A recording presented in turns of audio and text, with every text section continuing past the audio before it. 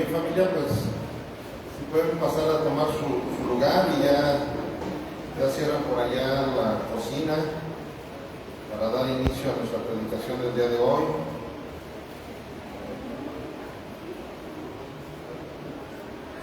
La semana pasada concluimos el capítulo 9 de Marcos, si se acuerdan, ¿verdad? Ya ven que a veces, no siempre, pero a veces cuando terminamos un capítulo, damos alguna otra predicación que tenga algún tema para, sobre todo para lo que estamos viviendo en los momentos, en las fechas o qué sé yo, ¿verdad? Dependiendo lo que ahí Dios vaya poniendo en mi corazón. Y como ahorita estamos en una fecha muy especial, en el mes de octubre, se celebra la Reforma Protestante. Hay muchas iglesias evangélicas que pues, no han tomado en cuenta la importancia de lo que fue y sigue siendo la Reforma Protestante. Sin embargo, pues nosotros como iglesia reformada, lógicamente que tenemos que enriquecer la información de lo que fue ese evento tan importante, un evento, pues yo creo que después de la muerte y resurrección de nuestro Señor Jesucristo en el mundo cristiano, pues el segundo evento más importante fue ese, precisamente el de la Reforma Luterana, porque la Reforma Luterana ayudó a que el mundo regresara a las Sagradas Escrituras. O sea, eso fue precisamente los miércoles en el seminario. Ahorita también coincidentemente, o más bien es una coincidencia lo que está sucediendo, también acabamos de entrar a la etapa de la Reforma. Terminamos, hace algunas semanas terminamos con la etapa de la iglesia medieval, de la historia de la iglesia medieval, y ya entramos a la etapa de la iglesia moderna, y la iglesia moderna inicia con la Reforma Protestante. Entonces, precisamente también ahorita en el seminario se está llevando a cabo esta etapa de la iglesia y de las convicciones del mundo, porque al final de cuentas la iglesia reformada, o más bien la reforma protestante fue algo que cambió, o sea, precisamente por eso les digo, después de la muerte y resurrección de nuestro Señor Jesucristo, ese fue el evento más importante, porque también dividió la historia del mundo en dos, así como la muerte y resurrección de nuestro Señor Jesucristo dividió al mundo entero en dos, el antes y después de Cristo, ¿verdad? El calendario incluso así es como se maneja. Bueno, pues de la misma manera sucedió en el año 1521. Se dividió el mundo, el mundo de aquel entonces, la Europa de aquel entonces se dividió en dos. Unos pasaron a ser protestantes y otros siguieron dentro de la religión romana. ¿Y qué pasa? Que pues eso, tanto culturalmente, políticamente hablando, pero principalmente espiritualmente hablando, pues fue un parteaguas para que la Biblia empezara a ser conocida, porque realmente ese fue el mayor éxito de esa reforma protestante. O sea, no fue el hecho de que haya nacido alguna otra religión, porque al final de cuentas nuestro Señor a ser escuchada en los lenguajes de cada región, porque antes solamente en latín se predicaba la palabra de Dios. Y como lo vimos en el seminario, el 30% de la gente en Europa era la que conocía el latín. O sea que un 70% durante cientos y cientos y cientos de años escuchaban la palabra sin conocer lo que decían en ese momento los ministros de culto. O sea, nada más imagínense hasta dónde estaba la situación en el cristianismo de aquel entonces.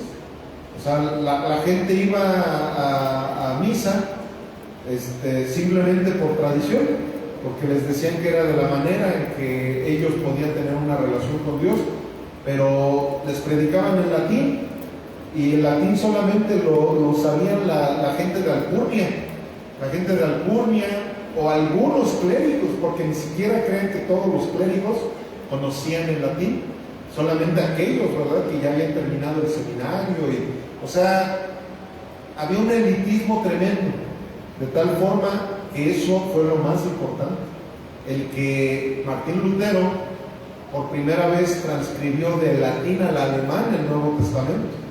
Entonces en Alemania se empezó a conocer ya realmente lo que decía la Biblia, ya luego fue en Suiza y así, o sea, se fue expandiendo por toda Europa la Biblia. Eso es lo más importante. Aquí no vaya alguien a creer, es que como nació otra religión y otras religiones y otros, no, eso es lo de menos. Es más, eso fue lo peor que pudo haber sucedido con la Reforma Protestante, el que de ahí hayan empezado a nacer religiones creadas por los seres humanos. Entonces, precisamente el día de hoy, el título de nuestra predicación, no sé si por ahí ya la puedan poner, tiene por nombre La Iglesia Reformada. A veces la gente viene a congregarse a este tipo de ministerios porque les gusta que se predique la Biblia, pero precisamente el día de hoy, de una manera muy sustanciosa, vamos a dar este mensaje en el cual todos los que estamos aquí presentes y los que nos están viendo también por internet van a tener un panorama más correcto de lo que es la Iglesia Reformada, porque en ocasiones algunos de ustedes luego me dan, pastor, pues es que luego me preguntan que cuál es nuestra denominación y les digo que somos Iglesia Reformada, y pues no es así, esa no es una denominación, empezando por allí. Hace también algún tiempo, hace como un par de meses, un pastor ahí en el grupo de los pastores de esta región nos dio un tema de lo que era la iglesia pentecostal, y hizo unas revolturas ahí tremendas, de tal manera que me di cuenta que incluso hay muchos pastores que también ni siquiera saben lo que realmente son las denominaciones y no saben cuáles son las corrientes doctrinales que muchas veces llegan a influenciar a tales denominaciones. Pero una cosa es una corriente doctrinal que influencie a una denominación y otra cosa es una denominación. En cuenta, la denominación de Redención por su Gracia es pentecostal, nosotros somos pentecostales, pero somos pentecostales reformados, y su propio nombre lo dice todo. Algo que está deformado, ¿qué hay que hacer? Hay que reformarlo, ¿verdad? Tú llegas ahí con el hojalatero y le dices, ¿qué cree? Que mire, se deformó toda la salpicadera de mi carro, necesito que lo arreglen para que se vea bien, para que se vea original, ¿verdad? Para que se vea como fue diseñado mi carro. Entonces, ¿qué es lo que va a hacer el hojalatero? Pues lo va a reformar. Esa toda deformada la salpicadera, bueno, la tiene que empezar a reformar para que quede en lo original. Bueno, pues con eso nos damos una idea clara de lo que es la iglesia reformada. De la misma manera que Martín Lutero, hace 500 y tantos años, él trató de reformar a la iglesia cristiana. La única iglesia cristiana que había en aquel entonces era la iglesia católica romana. Bueno, en esos momentos ya no era la única, ¿va? Porque recuerdan que hubo una división precisamente de la iglesia católica, que fue la ortodoxa, la del occidente, con la romana, la del oriente, con la romana, que fue la del occidente. Entonces ya había habido una división, existía la iglesia católica romana y la iglesia católica ortodoxa, que es la que está en el oriente, y la romana, pues la del occidente. Ya había habido esa división, pero seguía a final de cuentas siendo una institución dividida. Pero ¿qué sucedió cuando Lutero tiene esa revelación del Espíritu Santo a través de la Biblia? pues viene lo que todos conocemos como la Reforma Protestante. ¿Se están poniendo atención ahí atrás los de la cafetería? Porque acuérdense que por eso luego ahí bueno. Entonces, ahorita precisamente a la luz de la palabra de Dios vamos a ver lo que es la Iglesia Reformada, familia. Porque todo ese evento que sucedió el 31 de octubre, precisamente es cuando se celebra la Reforma Protestante. Y desgraciadamente, ¿verdad?, también se celebran otras cosas, festividades diabólicas, ¿verdad?, como lo que es el Halloween. Entonces, algunos piensan que por eso mismo se hizo el festejo de la Iglesia Protestante para contrarrestar y todo eso, pero no fue así. Lo que sucede es que Martín Lutero, precisamente sabiendo que el 1 de noviembre es el Día de Todos los Santos, es el día en donde en las iglesias va muchísima gente. Entonces él dijo, como mañana va a ser el Día de Todos los Santos, hoy 31 de octubre del año 1521, voy a ir y voy a pegar las 95 tesis donde están protestando, está reclamando a la iglesia romana, está reclamando el por qué se han salido de la Biblia. Nos presentó 95 herejías, por así decirlo. Las tesis precisamente fueron una protesta en contra de 95 herejías que iban en contra de la Sagrada Escritura. Entonces él dijo, como mañana va a ser el Día de Todos los Santos, va a venir muchísima gente a la iglesia de Wittenberg, que ahí fue donde fue a clavar las 95 tesis, ahí en Alemania, ahí en esa catedral de Wittenberg, ahí clava las 95 tesis, y por eso es que es cuando se festeja la Reforma Protestante, un día que también es muy especial, ¿verdad?, para los satánicos, porque los satánicos son los que inventaron esas festividades del Halloween. Y bueno, de hecho de eso vamos a hablar de hoy en noche. De hoy en noche no vamos a continuar todavía con la predicación consecutiva del Evangelio de Marcos, porque como también vienen esas festividades, de hoy en noche vamos a hablar también al respecto, analizar el por qué un cristiano no debe de celebrar esas cosas a la luz de la Biblia, ¿verdad? No a la luz de tradiciones, sino a la luz de la Biblia. Entonces, bueno, para ello vamos a tener una cita base que es Efesios 2:11 hasta el 22. A mí me hubiera gustado agarrar desde Efesios 2:1, porque todo Efesios 2 habla precisamente de lo que sucedió en el corazón de Lutero y de todos los reformadores, porque no solamente Lutero fue reformador, hubo muchos otros reformadores antes y después de Lutero. Nada más que Lutero fue el más famoso, porque pues ahí fue donde nació precisamente esa reforma, no solamente espiritualmente hablando, sino si ustedes conocen la historia, ojalá que la conozcan, y si no, por ahí vean una película llamada Martín Lutero. No, sí se llama así, Martín Lutero, la película, y allí ahí se ve de qué manera se llevó a cabo esa reforma. No solamente fue de una forma doctrinal y espiritual, sino fue una guerra que se hizo en Europa, una guerra en donde ganaron precisamente los reformadores.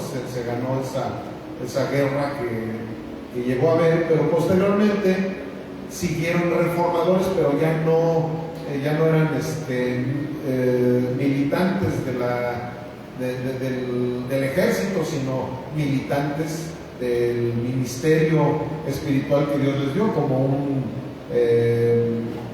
Juan Calvino, como ya uno de los más modernos, Charles Spurgeon, y hubo muchos más reformadores, tanto antes como después de la reforma.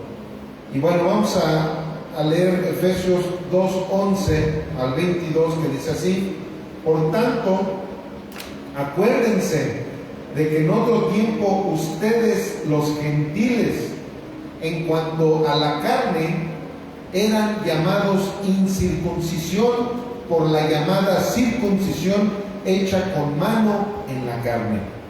En aquel tiempo estaban sin Cristo, alejados de la ciudadanía de Israel y ajenos a los pactos de la promesa, sin esperanza y sin Dios en el mundo. Pero ahora, en Cristo Jesús, ustedes que en otro tiempo estaban lejos, han sido hechos cercanos por la sangre de Cristo, porque Él es nuestra paz, que de ambos pueblos hizo uno, derribando la pared intermedia de separación, aboliendo en su carne las enemistades, la ley de los mandamientos expresados en ordenanzas, para crear en sí mismo de los dos un solo y nuevo hombre, haciendo la paz y mediante la cruz reconciliar con Dios a ambos en un solo cuerpo, matando en ella las enemistades, y vino y anunció las buenas nuevas de paz a ustedes y estaban lejos, y a los que estaban cerca, porque por medio de Él los unos y los otros tenemos entrada por un mismo Espíritu al Padre. Así que ya no son extranjeros ni advenedizos, sino conciudadanos de los santos y miembros de la familia de Dios, edificados sobre el fundamento de los apóstoles y profetas, siendo la principal piedra del ángulo Jesucristo mismo, en quien todo el edificio bien coordinado va creciendo para ser un templo santo en el Señor, en quien ustedes también son juntamente edificados para morada de Dios en el Espíritu. Amén. Bendito Dios, Padre de nuestro Señor Jesucristo, hoy en esta hermosa tarde te doy muchísimas gracias porque nos has dado el privilegio de estar en este recinto haciendo lo que tú has diseñado para tu iglesia, alabando y glorificando a tu Hijo amado, a nuestro Señor Jesucristo. Y en estos momentos también, a través de la bendita palabra, queremos seguir adorando al Padre, al Hijo y al Espíritu Santo con todos nuestros sentidos, tanto nuestros sentidos naturales como nuestros sentidos espirituales, para poder escuchar claramente tu voz a través de esta predicación y darte la gloria y darte la honra poniendo por obra esta predicación. Te lo pedimos en el nombre de tu Hijo amado Cristo Jesús. Amén, amén y amén. Pamba, que se duerma, Ok, vamos a escudriñar y hacer un exégesis de esta cita que acabamos de leer.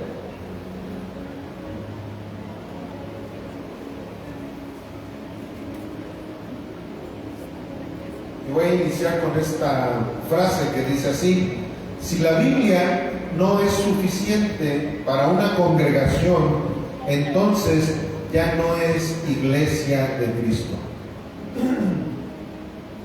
Miren, esta frase es totalmente bíblica.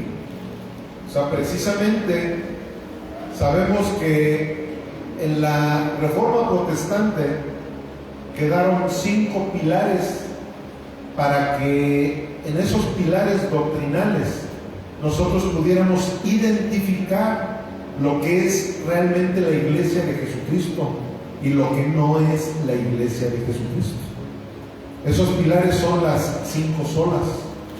Y yo espero que todos los que pertenecen a Redención por su gracia sepan perfectamente cuáles son esas 5 solas. De hecho, aquí las tengo, por allá hay una lona en donde están las 5 solas. Aquí de este lado hay otra lonita, que si se dan cuenta el marco de esa lonita, son precisamente las 5 solas. Y esas 5 solas precisamente hablan de lo que un verdadero cristiano debe de tener en consideración como un pilar doctrinal, para que de esa manera tú puedas decir: esa sí es iglesia de Jesucristo. Esa persona, al tener estas convicciones, esa persona sí sabe realmente lo que es ser hijo de Dios. ¿Por qué les digo esto, familia? Porque precisamente el ser humano por naturaleza está tan corrompido que el ser humano se ha atrevido a estar levantando tantas congregaciones, pero con unas doctrinas que no tienen nada que ver con lo que es solamente la Escritura, con lo que es solamente Cristo, con lo que es solamente la gracia, con lo que es solamente la gloria a Dios. Y a ver, ¿cuál sería la otra que me está haciendo falta? ¿Cómo? Ya dije, solo Escritura, solo fe, es la que faltaría. Solamente por fe, no solo en la gloria, esa ya la dije, las dije revueltas, ¿verdad? Pero esas son las 5 solas. De hecho, la última, la que se cierra con broche de oro, es Soli Deo Gloria, que es solo a Él la gloria. Me imagino que todos ustedes han dado cuenta que ya ahorita, en la bienvenida, tenemos ahí una lonita que dice Soli Deo Gloria. ¿Por qué? Porque precisamente esa es la sola con la cual se abarca las otras 4 también. ¿Por qué? Porque cuando tú estás usando solamente la Escritura para poder caminar en esa doctrina, le estás dando la gloria a Dios. Cuando tú solamente a Cristo es a quien le estás prestando tu oído para escuchar todo lo que Él te está diciendo, le estás dando la gloria a Dios. Cuando tú lo estás haciendo por fe y no por tus obras, cuando tú dices, todo lo estoy haciendo por la fe que tengo en la obra redentora de Jesucristo, tú en ese momento también le estás dando la gloria a Dios. Entonces, ¿qué sucede, familia?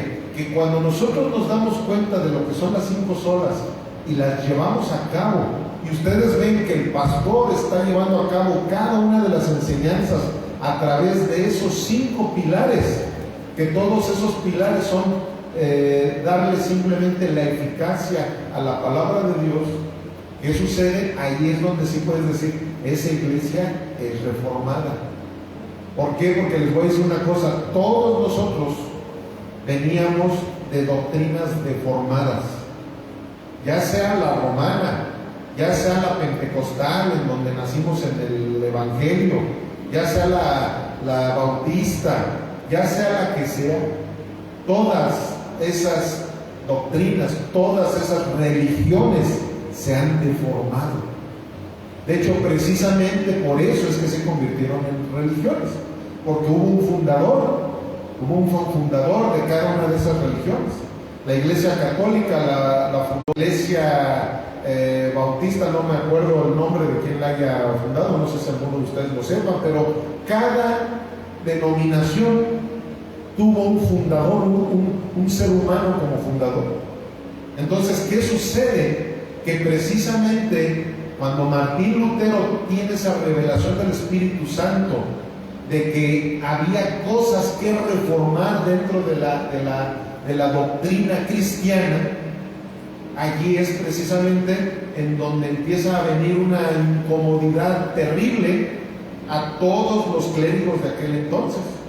Bueno, pues en estos momentos el pastor Miguel Núñez, él armó 95 tesis para la iglesia moderna también, porque ahorita, sobre todo nuestra denominación, desgraciadamente lo puedo decir así, pero la iglesia pentecostal necesita ser muy reformada.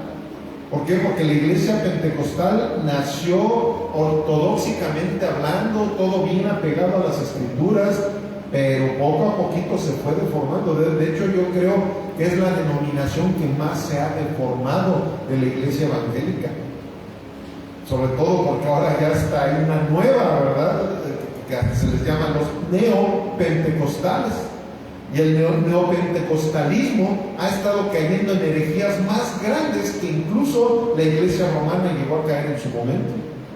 ¿Por qué? Porque la iglesia romana en ciertas cosas son muy ortodoxos. ¿Y qué sucede? Que el neopentecostalismo ya no tiene nada de ortodoxo. ya se salen completamente de todo lo que es sublime, de todo lo que es serio.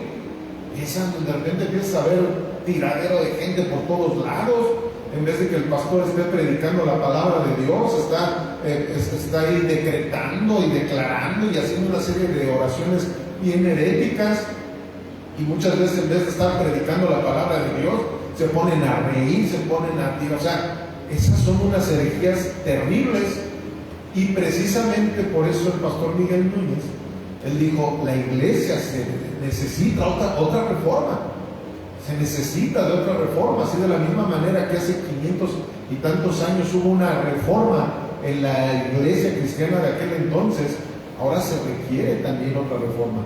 Y de ahí empezó a surgir esta corriente doctrinal llamada iglesia reformada. O sea, una iglesia reformada es aquella que, como ahorita acabamos de ver en esta cita, que ahorita vamos a hacer la exégesis de ella, eso es lo que nosotros debemos de entender. ¿Quién es el fundamento? ¿Quién es el cimiento? ¿Quién es la roca de la iglesia? Es Jesucristo. Es Jesucristo. Eso es precisamente lo que busca una iglesia reformada. Que sea una iglesia totalmente cristocéntrica, que sea nuestro Señor Jesucristo al que se le dé toda la honra, toda la gloria y todo el honor. Entonces, ¿qué sucede? Que precisamente hablando de la iglesia romana, ¿qué pasó con ellos? Que ellos quitaron a la roca que es Jesucristo para poner a Pedro como esa roca. O sea, precisamente han habido muchos debates con ese tema. No, que la roca de la iglesia, el primer papa de la iglesia católica fue Pedro. ¿Cómo vas a creer que Pedro era igual que todos nosotros, igual de pecador? Él negó a nuestro Señor Jesucristo 3 veces. Él fue un discípulo de nuestro Señor Jesucristo que fue redimido igual que todos nosotros. Él no puede ser la roca es nuestro Señor Jesucristo. Pero de igual manera, la iglesia evangélica, de repente también tú ya ves cómo en un culto dominical, en vez de que estén alabando a nuestro Señor Jesucristo, empiezan a hacer un tipo de danzas como judías, y empiezan a cantarle a Jehová, o en algunos otros lugares le están cantando al Espíritu Santo. Sabemos que el Padre, el Hijo y el Espíritu Santo son Dios, pero la Biblia nos manda a que el nombre por sobre todos los nombres es el nombre de Jesucristo. Entonces, como somos una iglesia cristiana, nosotros debemos de entender que la roca es Cristo. Entonces sabemos perfectamente, ustedes vean las oraciones que hace un cristiano. La oración es al Padre, sabiendo que Él es el Padre, el Todopoderoso, ¿verdad? Pero en el nombre de ¿quién hacemos esa oración? De Jesucristo. ¿Sí me estoy explicando? Toda esa es la esencia de una iglesia reformada, familia.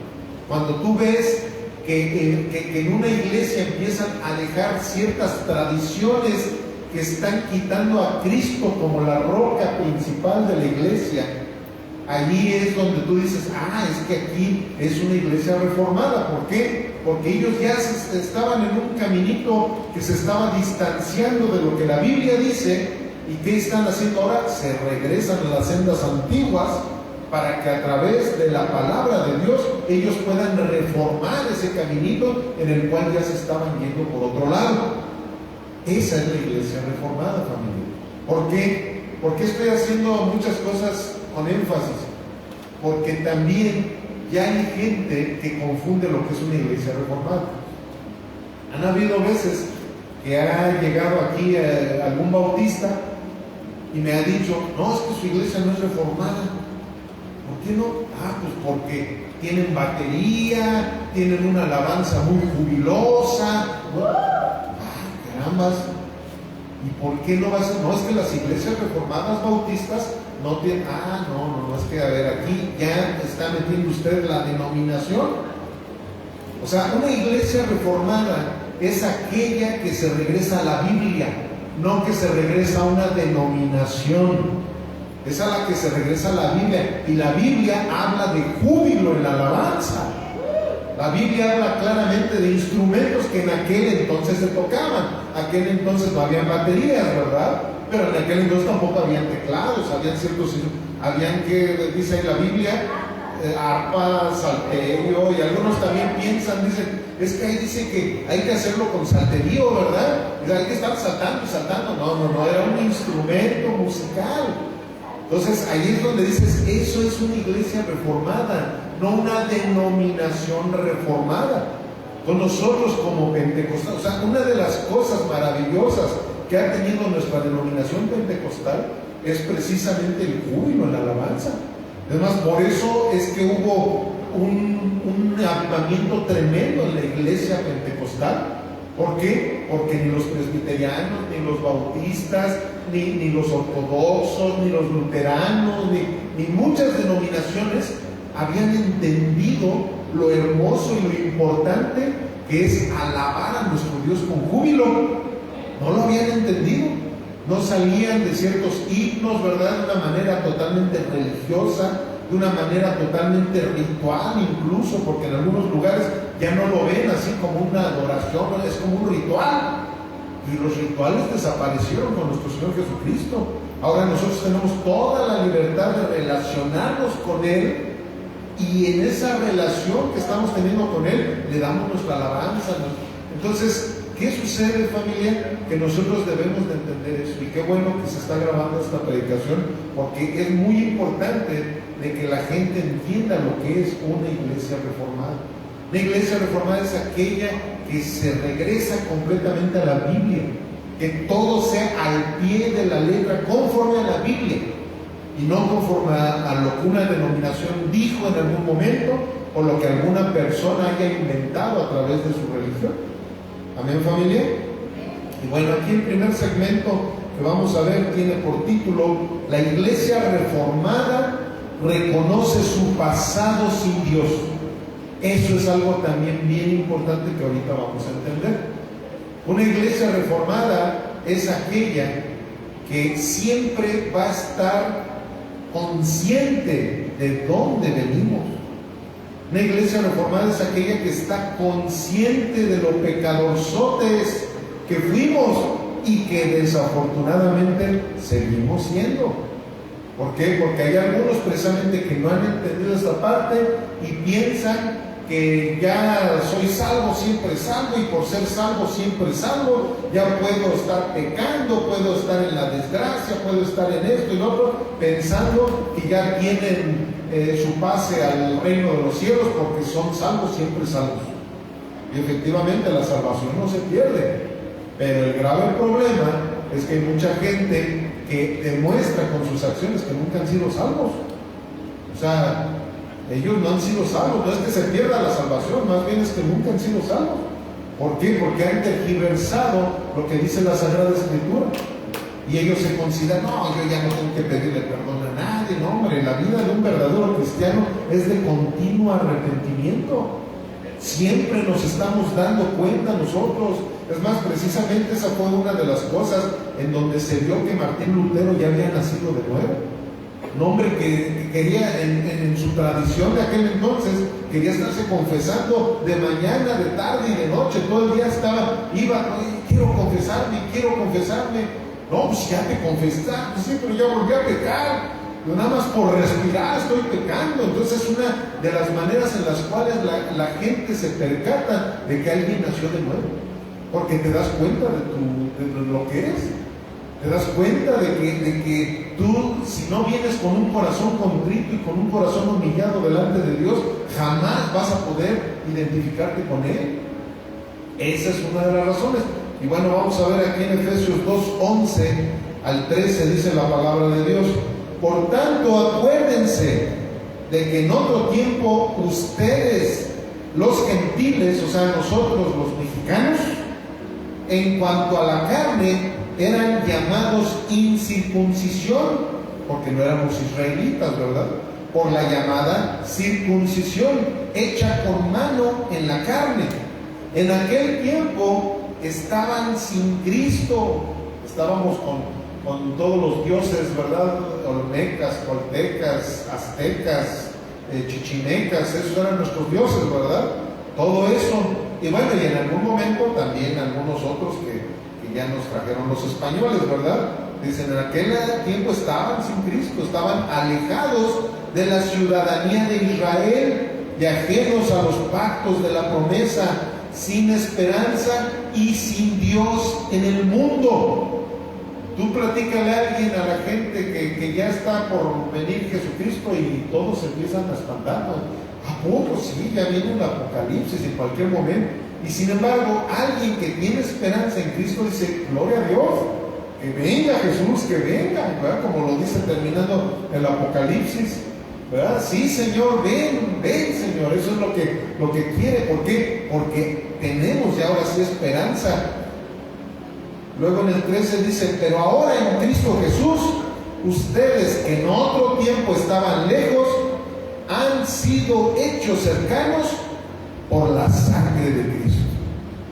Ese es el verdadero poder que tiene la sangre de Cristo.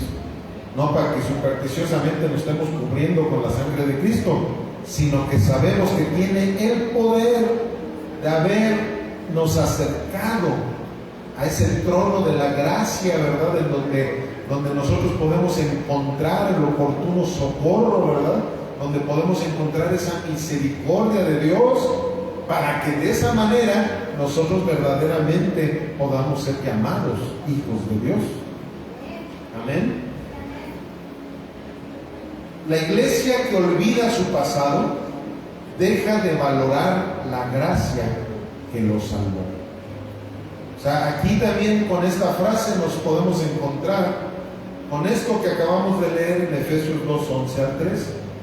Aquí el apóstol Pablo estaba recordándole, ¿verdad?, a los efesios de la misma manera que nos está recordando a nosotros, ¿verdad?, los mexicanos, los celayenses, los de Redención por su gracia, nos está recordando que todos nosotros, así en algún momento, así como luego esos que de repente se nos ocurre criticar, andábamos en la misma situación.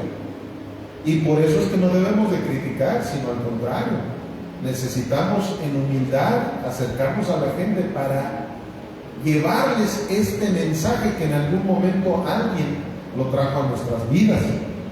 Esa es la importancia precisamente de ser una persona que conoce lo que fue su pasado, porque cuando tú reconoces lo que estuviste siendo, en ese momento te vuelves más misericordioso por la gente. Entonces aquí nos está diciendo claramente que cuando nosotros anduvimos, ¿verdad?, como dice, acuérdense de que en otro tiempo ustedes, los gentiles, en cuanto a la carne, incluso eran llamados incircuncisos, porque esa es precisamente, ¿verdad?, la simiente de Abraham. ¿Por quién? Por Cristo Jesús. Él fue el que nos dio ese privilegio de ser parte de la simiente de Abraham, de ser parte de ese rebaño que nuestro Señor Jesucristo escogió para vida eterna. Amén, familia. Acompáñenme a Romanos 3:21. Con esto vamos a dar apoyo a esta cita que acabamos de leer de Efesios.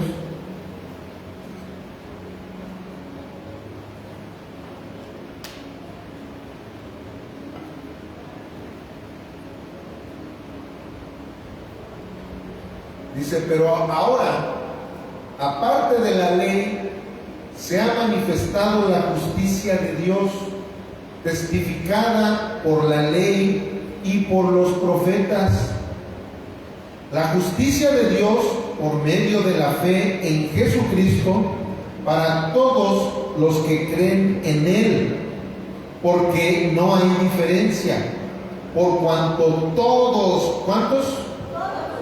Todos pecaron y están destituidos de la gloria de Dios, siendo justificados gratuitamente.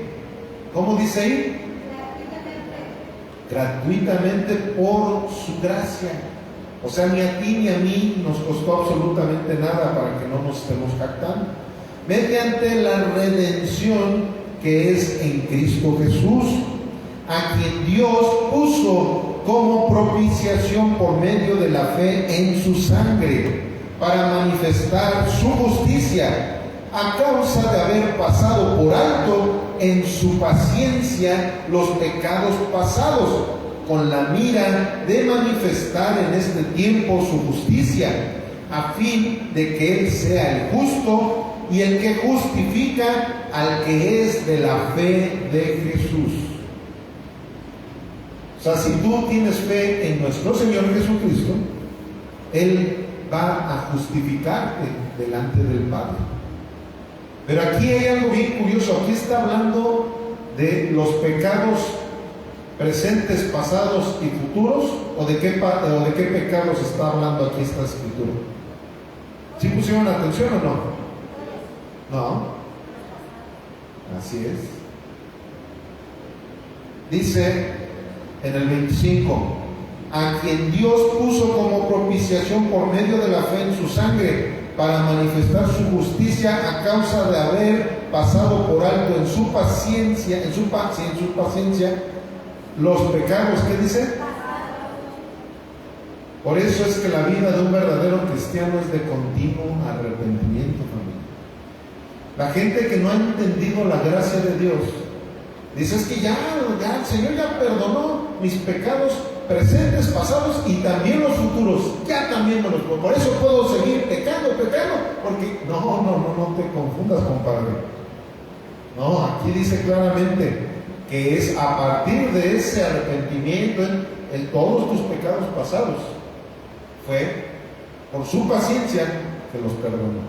Y dice en una cita, ¿verdad?, que los aventó hasta el fondo del mar, ¿verdad?, para que no se acuerde de esos pecados pasados. Pero ahora te toca seguir alineándote a la gracia de Dios, porque eso es precisamente crecer en la gracia. Eso es precisamente que Dios ya te dio una salvación en la cual tú debes de vigilar, que vivas de acuerdo a esa salvación que Él ya te dio, no porque la puedas perder, sino porque ya es algo preciado. Es como un regalo que alguien te da y lo vas a cuidar.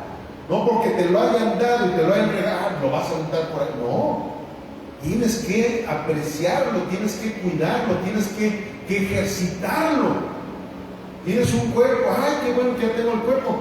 Entonces ya no lo alimentes, no lo ejercites, no, tienes que alimentarlo, tienes que cuidar ese cuerpo que ya tienes, ¿verdad? Entonces eso es lo mismo que sucede en este caso. El Señor ya te dio esa bendición de haber nacido de nuevo. Pero ahora, ¿qué es lo que una persona nacida de nuevo hace? Cada que hay un error, porque vamos a seguir cometiendo errores, porque mientras vivamos en esta carne, vamos a seguir. El mismo Pablo lo decía, ¿verdad? ¿Quién me librará de esta carne? Yo pienso de una manera, pero mi carne me lleva a hacer otras cosas. ¿Y quién fue quien lo libró? ¿Y quién es el que nos libra? Nuestro Señor Jesucristo. Por eso tenemos que dejar que Jesucristo haga su vida a través de la nuestra. Eso es parte de la iglesia reformada también. No el que, es que yo voy a hacer estas obras, yo voy a hacer estas otras, y es que ya me volví también muy altruista. Y no. Tus obras no valen nada. Es más, la Biblia dice que tus obras son como trapos de inmundicia delante de Dios. Pero la obra de Jesucristo es la que sí cuenta mucho. Por eso es que tenemos que inundarnos en la presencia de nuestro Señor para que Él haga su vida a través de la nuestra. Y esas son las obras que verdaderamente cuentan para vida eterna. Amén. Vamos al segundo segmento, que tiene por nombre o por subtítulo: la iglesia reformada es una nueva humanidad en Cristo. Eso es precisamente lo que se enseña en la iglesia reformada. O sea, ya nada de que, a ver, mira, mis obras van a contar junto con la obra de Jesucristo. No, nada de eso de que es que si no me bautizo no puedo ser salvo. Eso es una obra. El que va a las aguas está haciendo una obra. Entonces ya con eso tú estarías descartando todo lo que dice la Biblia.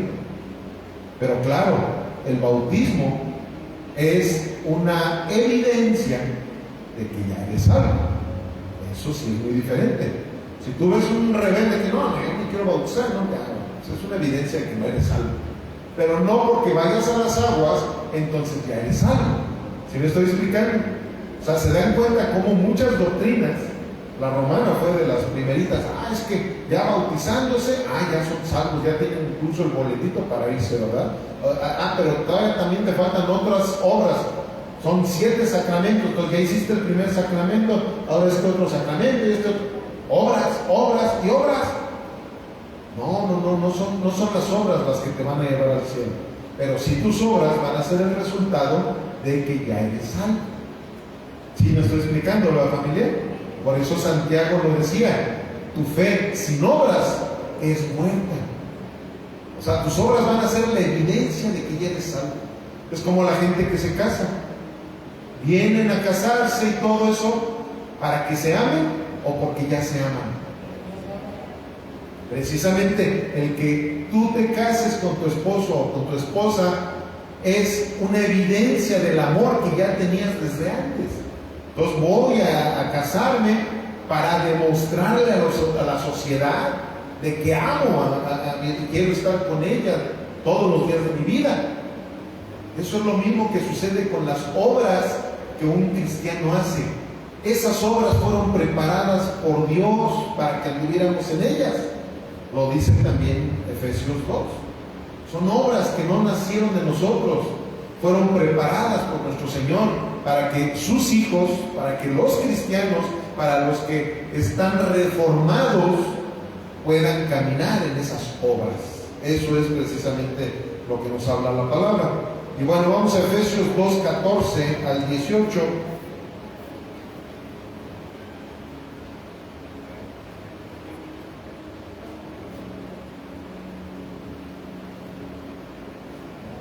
Porque Él es nuestra paz, que de ambos pueblos hizo uno, derribando la pared intermedia de separación, aboliendo en su carne las enemistades, la ley de los mandamientos expresados en ordenanzas, para crear en sí mismo de los dos uno solo y nuevo hombre, haciendo la paz, y mediante la cruz reconciliar con Dios a ambos en un solo cuerpo, matando en ella las enemistades, y vino y anunció las buenas nuevas de paz a ustedes que estaban lejos y a los que estaban cerca, porque por medio de Él los unos y los otros tenemos entrada por un mismo Espíritu al Padre. Antes de que la gracia de nuestro Señor Jesucristo llegara al mundo, todos aquellos que querían relacionarse con Dios lo tenían que hacer a través de la ley mosaica, ¿verdad? A través de esa ley de Moisés era de la forma en que se podían relacionar con Dios. Era de la forma en que ellos podían cubrir sus pecados, ¿verdad? Por eso eran todos esos sacrificios que era lo que hacían, cubrir el pecado de todo aquel que sacrificaba un corderito, ¿verdad? Que sacrificaba un palomino, que llevaba sacrificios a nuestro Dios Todopoderoso. Pero ¿qué pasaba? Solamente se cubrían los pecados. Pero ¿qué fue lo que vino a hacer el Cordero de Dios? A quitarlos. Esa es la diferencia entre lo que hace una iglesia con obras y lo que hace una iglesia reformada. Nosotros entendemos a qué vino nuestro Señor Jesucristo, como lo dijo Juan el Bautista. Dijo, Él es el Cordero de Dios que quita el pecado del mundo, no que lo cubre. Precisamente el grave problema que sigue existiendo en la iglesia romana, en la iglesia pentecostal, en la iglesia bautista, es que siguen llenos de muchos rituales. Siguen pensando que sus ritos son los que van a cubrir sus pecados, cuando que ya llegó uno que vino a quitar nuestros pecados, cuando empezamos a vivir en la gracia. ¿Qué sucede? Como aquí se está hablando, ¿verdad?, de situaciones de enemistad que había antes, ahora ya hay amistad. Claro, la ley no es que sea enemiga de la gracia, por supuesto que no, La ley fue un ayo. ¿Sí entienden lo que es esa palabra, ayo? Un ayo es como un tutor. Los maestros en las escuelas son ayos de los estudiantes, pero los verdaderos padres llegan por sus niños, ¿verdad?, por sus hijos a la escuela, y el ayo dice: yo ya cumplí con el tiempo que estuvo conmigo en la escuela, ahora toma. Al verdadero padre le entregó al estudiante, le entregó al hijo. Esos son los ayos. Entonces la Biblia habla de que la ley era un ayo, pero Jesucristo es el verdadero padre de todos nosotros. La ley hizo su trabajo para instruirnos en lo que era el pecado, porque sin la ley nosotros no pudimos conocer el pecado. La ley, los 10 mandamientos, nos hablan claramente de la base de todos los pecados, ¿verdad? Ese es un ayo, pero nuestro verdadero Padre es la gracia de Jesucristo. Entonces, ¿qué sucede? Otro ejemplo, es como alguien que está casado con una mujer que está casada con un marido llamado ley, pero no se puede divorciar, ¿verdad? Porque el divorcio Dios no lo ve bien. Sin embargo, la Biblia habla de que la muerte es la que puede llegar a separar, ¿verdad?, a un matrimonio. Entonces, ¿qué sucede? La Biblia nos dice que ahora nosotros hemos muerto en Cristo, ¿verdad? Pues entonces nosotros morimos a la ley, al marido llamado ley. Y cuando Jesucristo nos resucita en Él, ahora ya nos casamos con un marido llamado gracia. ¿Qué pasa con aquellas iglesias que no son reformadas, que de repente meten cosas de la ley a sus congregaciones? Que te dicen: no puedes comer carne, no puedes ir por carnitas bien sabrosas a Escobedo, ¿verdad?, porque eso es un pecado. Tienes que cumplir con ciertas fiestas, tienes que vestirte de tal manera, tienes que esto, tienes que... ¿Sabes qué están haciendo? Están cometiendo un adulterio espiritual, porque ya están casados con la gracia, pero están regresándose a acostar con la ley. ¿Sí me estoy explicando, verdad? Ese es el gravísimo problema que existe en muchas iglesias evangélicas y también la romana. La romana siguen haciendo muchísimos, ¿cómo se dice esto? Rituales. O sea, en la iglesia bautista siguen con muchas tradiciones. ¿Sí? Entonces, ¿qué es lo que sucede? Que siguen trayendo cosas de la ley a la gracia. Eso se llama adulterio espiritual. Porque ellos ya están, se supone que si tú dices: soy cristiano, ya estoy casado con la gracia. Fui muerto para la ley. Ahora la gracia me dice otras cosas bien diferentes a las que me dice la ley. La ley lo único que hizo fue indicarme el pecado en el que yo me encontraba. Pero cuando yo llego delante de mi Señor Jesucristo, todo ese pecado desapareció en mi vida. Ahora ya simplemente tengo que caminar en la gracia para que todo lo que venga por delante me vaya yo poniendo atento a qué es en lo que le tengo que entregar a mi Señor Jesucristo. ¿Sí estamos aquí, familia? Ok. Si Cristo no es el centro, lo que tienes no es iglesia, es religión muerta. Si tú llegas a un lugar y te das cuenta que Cristo brilla por su ausencia, pues estás llegando a un lugar que la religión es muerta. Si tú llegas a un lugar donde hacen más énfasis en los mártires de la Reforma, o un lugar en donde llegas y hacen más énfasis en los familiares de Jesús, o llegas a un lugar en donde hacen más énfasis en lo que el pastor ha hecho, no es la iglesia de Jesucristo. Lo digo con mucho respeto, pero la Biblia así lo manda. Jesucristo debe de ser el centro de una iglesia cristiana.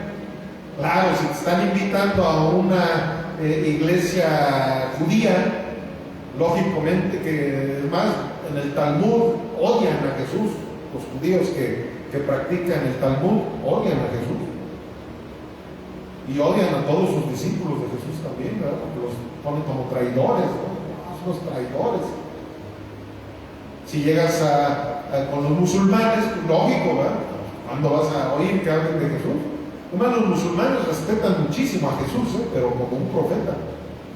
Si llegas a una iglesia en donde dicen que son testigos de Jehová, en vez de decir que son testigos de Jesús, pues ya saben que tampoco es una iglesia cristiana. Entonces, nosotros tenemos que entender, familia, lo que es la iglesia reformada. ¿Por qué? Porque la iglesia reformada se encarga de evangelizar no solamente a los no cristianos, sino también a los evangélicos. Nosotros necesitamos evangelizar a aquellos que le han dado mucho mayor importancia a sus tradiciones denominacionales que a lo que Jesucristo nos dice a través de la palabra de Dios. Una iglesia reformada es totalmente bíblica. Es más, sería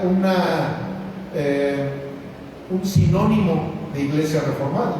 Algunos, en vez de llamarse iglesia reformada, se llaman iglesia bíblica. Es lo mismo. Una iglesia bíblica es lo mismo que una iglesia reformada. ¿Por qué? Porque todo es basado en la Sagrada Escritura. Miren lo que dice Gálatas 3:24, por favor, acompáñenme a Gálatas 3:24.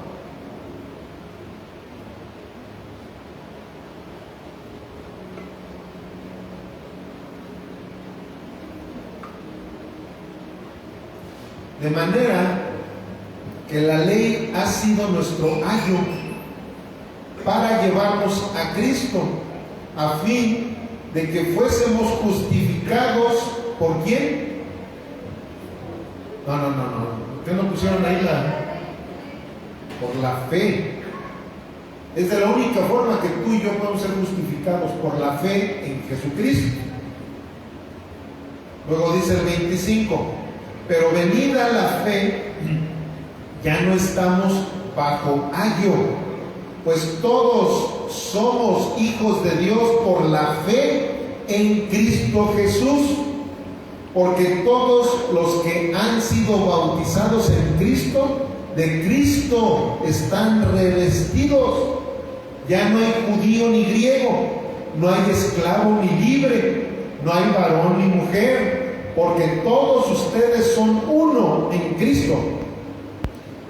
Y si ustedes son de Cristo, ciertamente el linaje de Abraham son y herederos según la promesa. ¿Se dan cuenta? Todos nosotros somos el linaje de Abraham.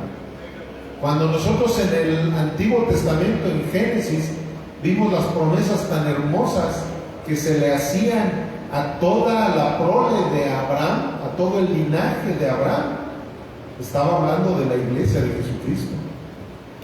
Los judíos religiosamente nunca entendieron esto, ¿verdad? Por eso una vez a Jesucristo le dijeron: nosotros no somos esclavos de nadie porque somos hijos de Abraham. ¿Verdad? Y Jesús, ¿qué les dijo? Ustedes no son hijos de Abraham. Si ustedes fueran hijos de Abraham, no intentarían matarme. Satanás es el padre de la mentira y ustedes son unos mentirosos, o sea que su padre es Satanás. Así es como habla Jesús. ¿Por qué? Porque Él sabe la relevancia de lo que es la verdadera salvación, de lo que es la verdadera fe. Y hasta la fecha, ¿verdad? Todos ellos son tan orgullosos que piensan, ¿verdad?, que son el pueblo de Dios. No, el pueblo de Dios es la iglesia. Aquellos que siguen a Jesucristo, ese es el pueblo de Dios. Hubo una promesa, pero a lo suyo vino, pero los suyos no le recibieron. Entonces, nosotros tenemos que entender esto que acaba de decirnos Dios a través de Gálatas.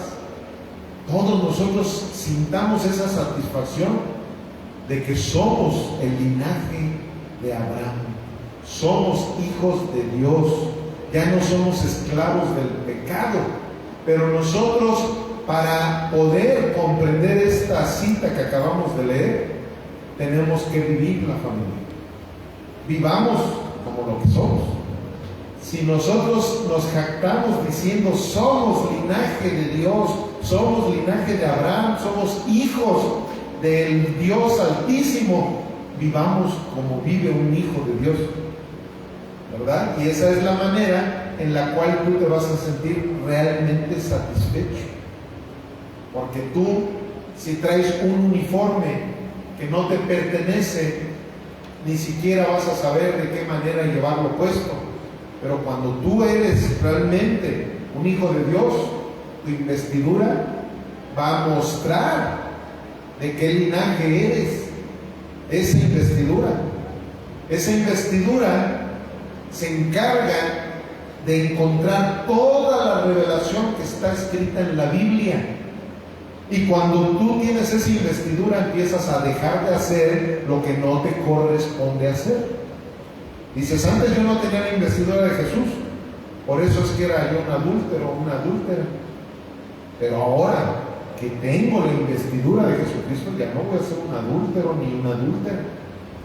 Antes fornicaba, ¿verdad? Yo antes era así como en el mundo, ¿verdad? Que yo tenía mi novio y con mi novio fornicaba. No, pero ahora yo soy hijo del Rey de Reyes y Señor de Señores. Y la Biblia habla claramente de que los que fornican no podrán entrar en el reino de los cielos. Precisamente por eso es que Pablo, cuando les daba instrucciones a sus discípulos, decía, mira, si tú no tienes el don de abstinencia, mejor cásate. Es mejor que te cases, ¿a qué? A que te quemes. Él sabe perfectamente que la gente que no tiene el don de abstinencia y no se casa va a andar de promiscuo ahí con el noviecito, con la noviecita. ¿Y qué va a pasar? Que los va a llevar al infierno en donde se van a quemar. Cuando tú ya tienes una investidura de príncipe o de princesa de Dios, jamás vas a seguir contribuyendo a ir a lugares, a ir con personas, con amistades, influencias que te llevaban a estar en el adulterio o que te llevaban a estar en la fornicación. Tú empiezas a vivir como vive un príncipe o una princesa de Dios. ¿Sí están conmigo, la familia? Eso es precisamente lo que tenemos que entender. Porque es bien fácil decir, sí, soy linaje de Abraham, sí. Pero realmente tu investidura te lleva a comportarte con ese linaje que tú ya tienes. Reflexionemos mucho, familia, porque es bien bonito religiosamente decir soy hijo de Dios, soy un príncipe, soy una princesa, pero ¿cómo te estás comportando? ¿Qué es lo que realmente la gente piensa de lo que tú eres?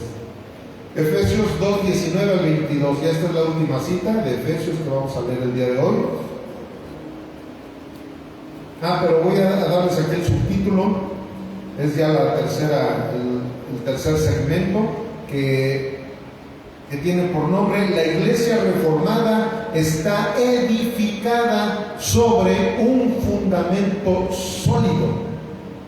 Y dice Efesios 2, 19 al 22, dice así: así que ya no son extranjeros ni advenedizos, sino conciudadanos de los santos y miembros de la familia de Dios, en quien todo el edificio bien coordinado va creciendo para ser un templo santo en el Señor, en quien ustedes también son juntamente edificados para morada de Dios en el Espíritu. Esto es una hermosa promesa para todos nosotros, familia. Esto es una hermosa promesa, pero que la debemos de creer.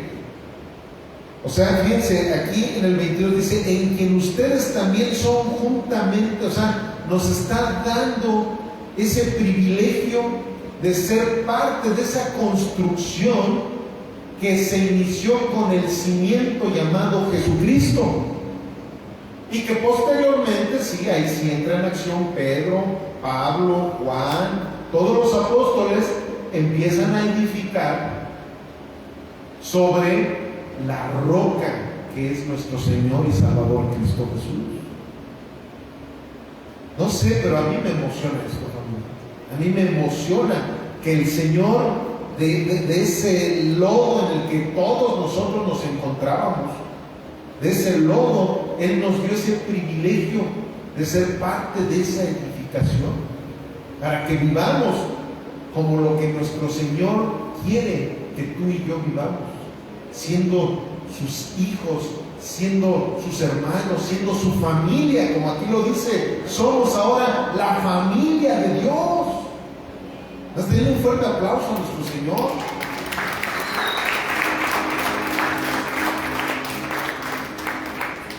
Si la iglesia no se edifica sobre la palabra, se derrumbará sobre su tradición. Y eso es lo que pasa con todas las religiones. Eso es lo que pasa. O sea, cuando la Biblia brilla por su ausencia en una religión, por eso las tradiciones empiezan a volver más fuertes. Tú empiezas a evangelizar a alguien con la Biblia y llega un momento en que no, sí, pues está bien lo que tú dices, pero mi abuelita me enseñó otra cosa. Pues sí, tu abuelita era honesta, ¿verdad?, en su religión, pero estaba honestamente muy equivocada porque no leía la Biblia. Pues sí, será lo que quieras, pero no, yo no le puedo hacer eso a mi abuelita que me ve desde los cielos, ¿verdad? Y me cuida, y gracias a mi abuelita estoy vivo, y gracias a mi abuelita no me falta dinero, y ella me cuida en todos los lugares. Bueno, pues se nota que tu abuelita te dejó una tradición de no leer la Biblia, ¿verdad? Porque hasta parece. No, es que la verdad a mí, yo a donde voy, pues ahí la leo, y ahí está la primera lectura, y la segunda, y la tercera, y esto, ¿verdad?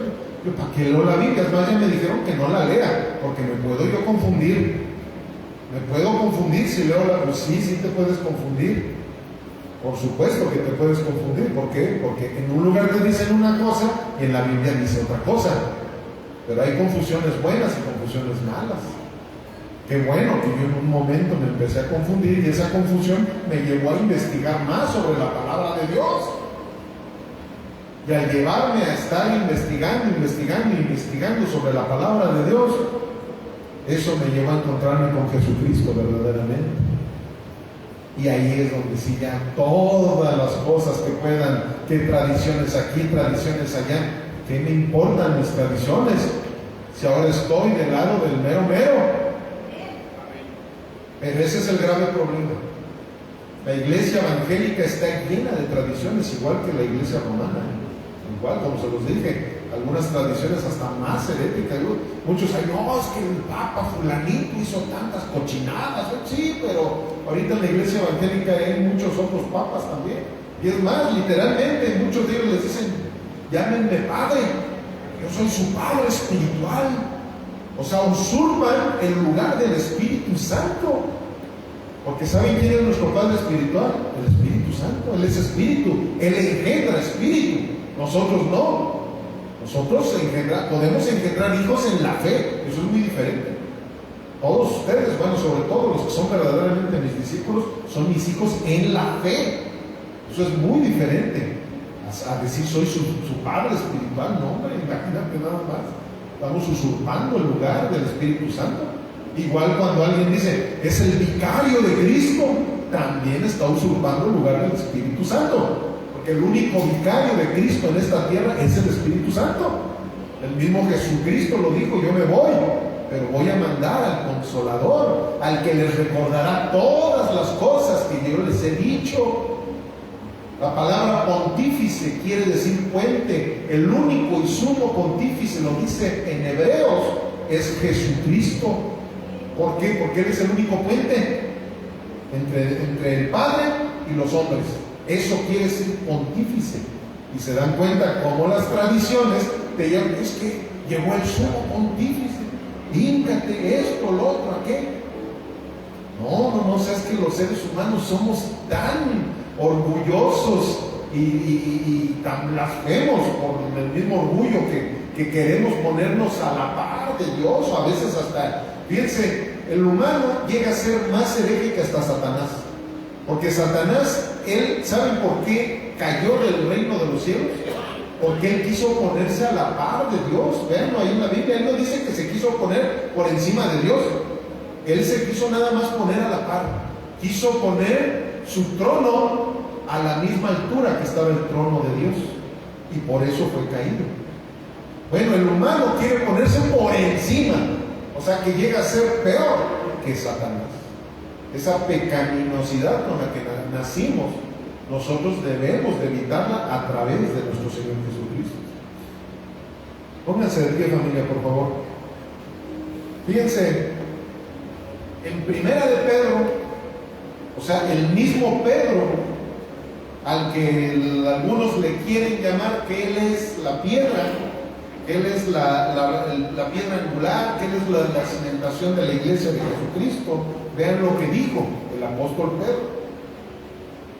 Ahora sí que es una recomendación que le está haciendo a sus discípulos y a todos nosotros. Dice: acérquense a él, piedra viva, desechada ciertamente por los hombres, mas para Dios escogida y preciosa.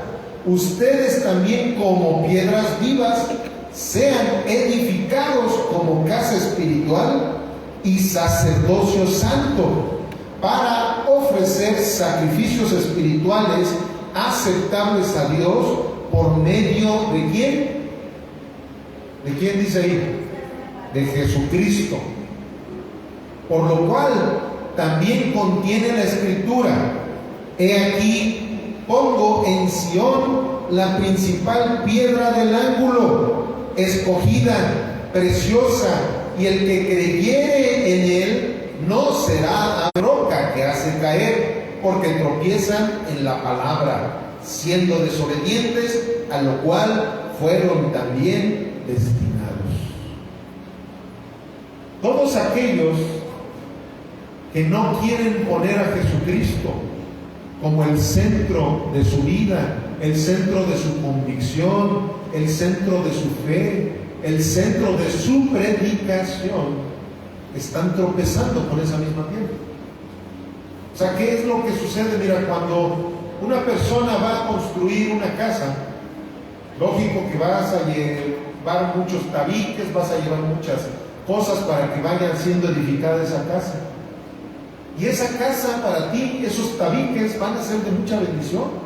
No sé quién de ustedes haya llegado a construir en algún momento, pero cuando ves que va llegando el camión ahí con todos los millares de tabiques que pediste, va llegando con los costales de cera, ¡ay, qué bonito sientes!, ¿verdad? Pero esa edificación, cuando se vaya construyendo, es una edificación que va a ayudar a resguardarte del clima, ¿verdad? Va a resguardarte de los asaltantes, de los ladrones, ¿verdad? Porque tú vas a estar dentro de una propiedad que está llena de tabiques, que hay puertas, que hay todo lo necesario para que un ladrón no llegue y te robe.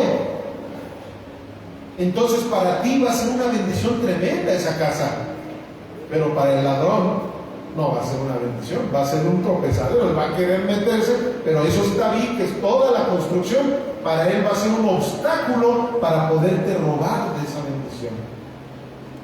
Eso es lo mismo que pasa con nuestro Señor Jesucristo. Nuestro Señor Jesucristo es una bendición para todos aquellos que lo amamos y que es el centro de nuestras vidas. Acuérdense que el mismo Jesús dijo: el que es conmigo. Precisamente hace 8 días vimos, no hace 15 días, cuando los apóstoles estaban diciendo: es que otros están echando fuera demonios. Dijo: el que es conmigo. ¿Cómo dijo esa frase? La verdad ya se me olvidó cómo dice la frase, pero es lo contrario a la otra frase que dijo: el que no es conmigo, contra mí es. Esa es la frase que dijo. Pero cuando les dijo a sus discípulos, les dijo: eso, no, es eso. No, ya. Bueno, pero era lo contrario a la frase que dijo primero. Dijo: el que no es conmigo, contra mí es. El que no está conmigo desparrama, incluso así dice esa cita. Pero hubo otra frase que la dijo al revés: que los que están con él, o sea, o los que hablan de él están con él, algo así. A ver, ya se me olvidó, es que a mi edad se lo van a decir. ¿Cómo? No, pero eso es de la otra. Sí, ahorita me acuerdo. Pero el chiste de esto es precisamente que cuando Él dijo, el que no es conmigo, contra mí es, precisamente nosotros aquí nos damos cuenta, aquel que a Jesucristo no lo ve como su verdadero Dios, va a ser un tropezadero para esa persona. O sea, en vez de que sea una bendición para él, no, o sea, ¿por qué? Porque Dios siempre va a confrontar. Es más, ahorita muchos de nosotros fuimos confrontados porque Dios nos habló en contra de algunos de los pecados que tenemos. Algunos de los católicos que nos están viendo por internet fueron confrontados por cosas que en sus tradiciones les han dicho, pero ahorita la palabra de nuestro Señor Jesucristo fue un tropezadero para esas personas. ¿Sí me estoy explicando? Eso es lo que nos está diciendo aquí Primera de Pedro. O sea, esa piedra del ángulo, ese tabique que muchas veces para nosotros va a ser para edificar una casa hermosa, ese tabique puede ser un tropezadero para alguien que no tiene nada que ver con esa casa que se está construyendo. Eso es lo que sucede. Nuestro Señor Jesucristo para todos nosotros es algo hermoso, es algo precioso, como lo dice aquí la palabra. Pero para aquellos a quienes se les confronta y no quieren soltar su pecado, es una piedra que los va a estar haciendo tropezar frecuentemente. El fundamento determina el futuro. Si Cristo no es el fundamento, la iglesia colapsa.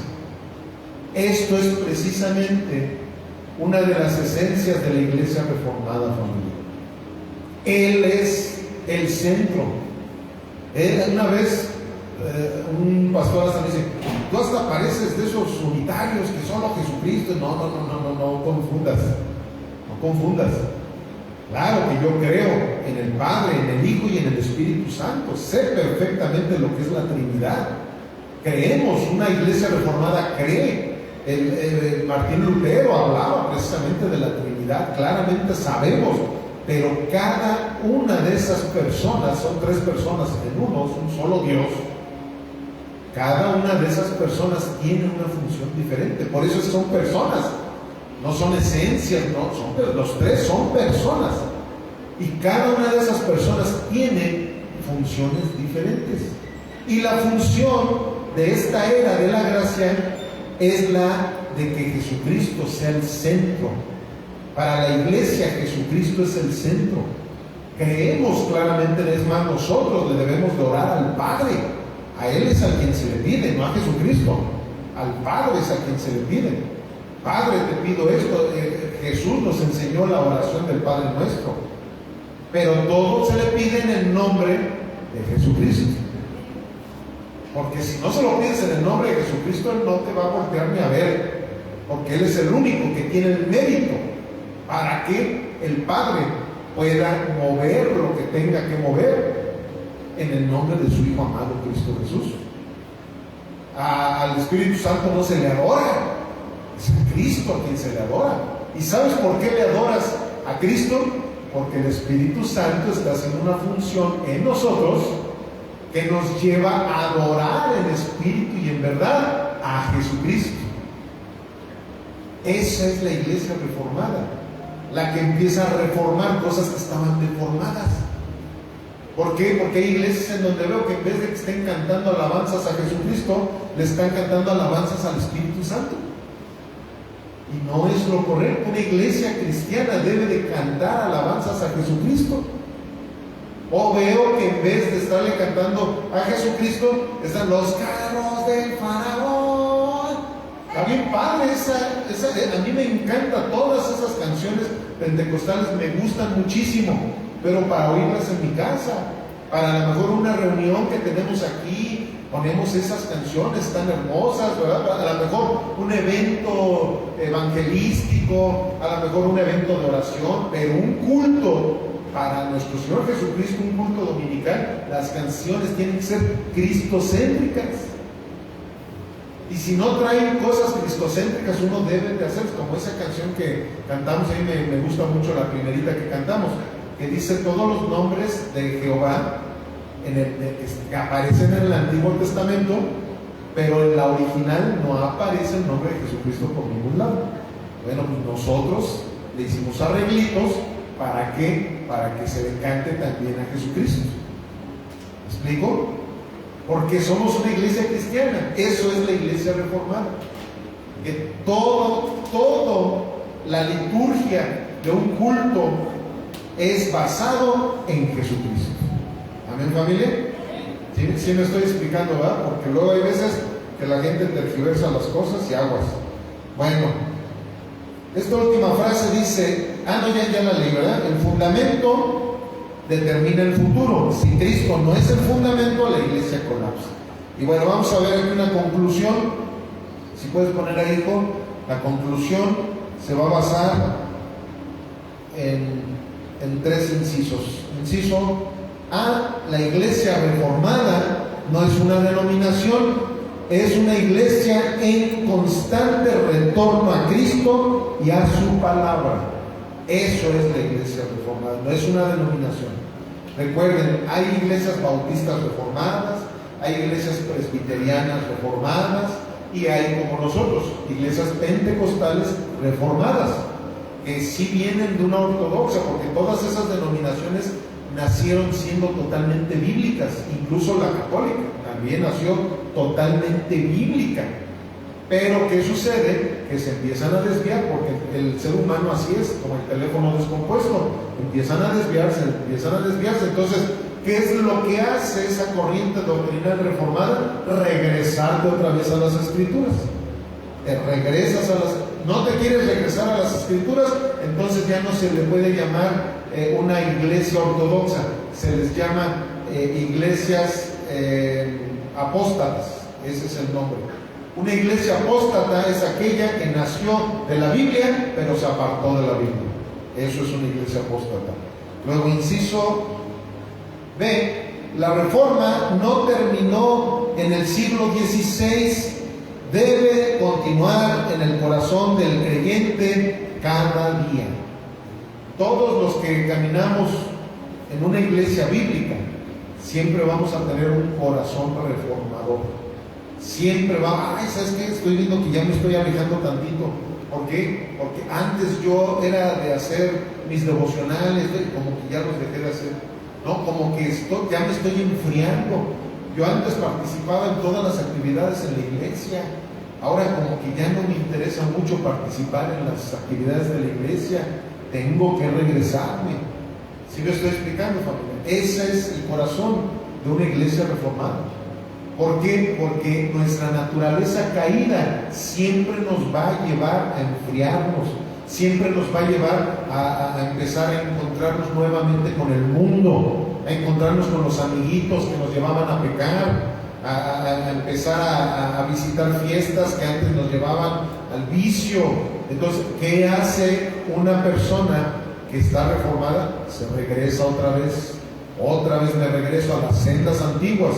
Me regreso a donde está realmente la santidad que Dios me ha mostrado a través de su Escritura. Y por último, una iglesia verdaderamente reformada es aquella que sigue reformándose bajo la autoridad de la palabra. Ustedes nunca permitan que ni siquiera yo, que soy su pastor, les diga algo que no esté avalado por la palabra de Dios. Nunca, porque los seres humanos tendemos a de repente agarrar nuestras... es que por ahí oí una frase bien bonita, pero esa frase no tiene nada que ver con lo que dice la Biblia. ¿Me explico? Como aquella frase que muchos pastores hasta piensan que está en la Biblia, que dice, Dios ama al pecador, no, ¿cómo dice? Dios aborrece el pecado, pero ama al pecador. Esa no es una frase bíblica. Esa la inventó Mahatma Gandhi. Y Mahatma Gandhi no era cristiano, admiraba muchísimo a Jesús, pero no era cristiano. Y eso no lo dice la Biblia. La Biblia dice que Dios aborrece al pecado y aborrece también al pecador que no se arrepiente. Estoy parafraseando lo que la Biblia dice. Eso sí lo dice la Biblia. ¿Sí me estoy explicando? Entonces, una iglesia reformada siempre va a buscar lo que la Biblia dice, no lo que el sentimiento de un ser humano pueda decir. ¿Amén, familia? Señor mi Dios, gracias por esta predicación. Más que predicación, fue una enseñanza que el día de hoy trajiste para tu iglesia, mi Dios. Que hoy trajiste para que todos y cada uno de nosotros entendamos de qué manera es como debe de vivir un verdadero cristiano. Un cristiano siempre debe de ser reformado, porque gracias a esta carne en la que vivimos, nuestras convicciones se van deformando cada día. Por eso es que nosotros debemos de entender que estamos en un lugar, Señor, en donde a ti te ha placido entregarnos la sana doctrina, entregarnos, Padre mío, todas estas bendiciones a través de tu Escritura, pero no queremos simplemente llenarnos, Padre mío, de conocimiento, sino que queremos vivirlo, porque también eso es parte de la iglesia reformada. No simplemente estar llenándonos de conocimiento, sino que ese conocimiento se pueda poner por obra y vivir, Señor, conforme a la revelación de tu palabra y no conforme a nuestros sentimientos, Señor. Te pedimos que seas tú en nosotros y nosotros en ti, en el precioso y poderoso nombre de Jesús el Cristo, el Hijo del Dios viviente. Amén, amén y amén. Gloria a Dios.